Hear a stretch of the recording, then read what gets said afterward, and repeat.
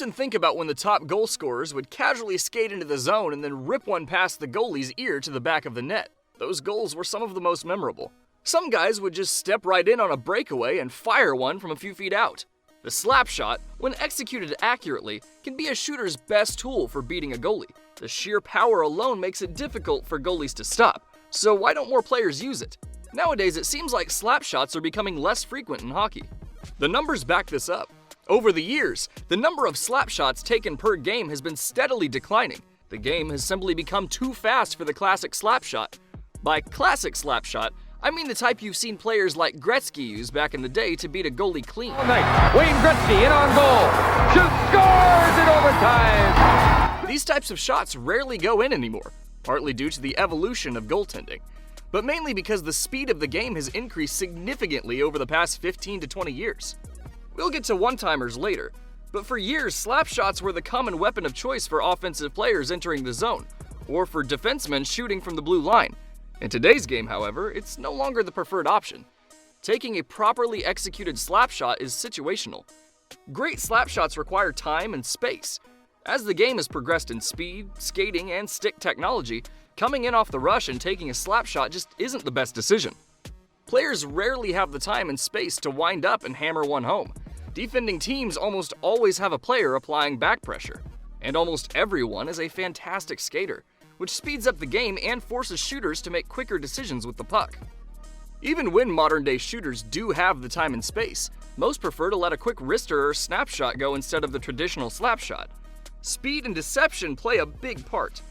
While nothing feels better than beating a goalie with a bullet slap shot from 50 feet out, winding up for that slap shot is a big signal to goalies that you're shooting the puck. Unless the shot is perfect, the odds of it actually going in are extremely low. This has led to an evolution in shooting styles with top players like Auston Matthews and Matthews on the counterattack up with Gardner. Matthews shooting, he scores! Connor Bedard, Puck sets up Bedard, a little bit of speed. Connor Bedard walking in, backhand try, score! who are known for their toe drag release method. The speed and deception they achieve with this method are far more convenient. Since defenders are great at closing gaps and limiting space with their skating, it's extremely difficult for a puck carrier to wind up and take a traditional slap shot. As a result, offensive players have changed their approach. However, the slap shot is still effective from a distance, which is why you occasionally see players bomb one home, but the evolution of the game has changed this too. Defending teams have always pressured the opponent at the blue line, but the speed at which they now challenge the puck carrier has drastically increased. Defensemen rarely have enough time at the blue line to line up and take a slap shot, so they often opt for a quick wrist shot to get the puck on net.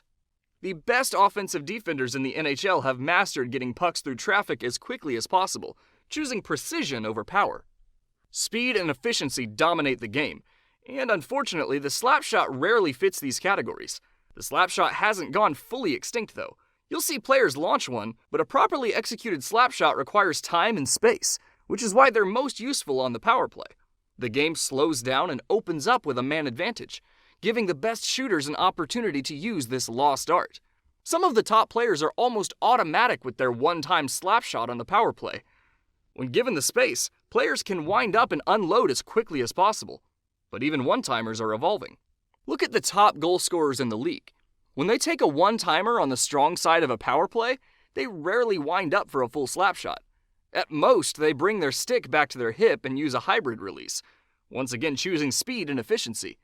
While there are still some slapshot experts, like Alex Ovechkin, Return to Marcus, backside Ovechkin, score! And David Pastrnak, Has Pastrnak ahead, the drive scores! the evolution of NHL hockey is slowly making the slapshot a lost art. We went through the evolution of the slapshot and its diminishing role in modern hockey, from the memorable days when top goal scorers would skate into a zone and unleash a powerful shot past the goalie, to today's game where speed and efficiency are supreme. The fall of the slapshot is a reflection of hockey's overall growth rather than merely a matter of technique. The game has accelerated due to player adaptation, which prioritizes trickery and rapid releases over raw strength. The slapshot isn't entirely gone. You will still witness it in action, particularly in power plays when the most skilled shooters can use the extra room to unleash those powerful shots. Don't forget to like, subscribe, and hit that notification bell so you never miss a video. Stay sharp, keep skating, and we'll see you in the next video.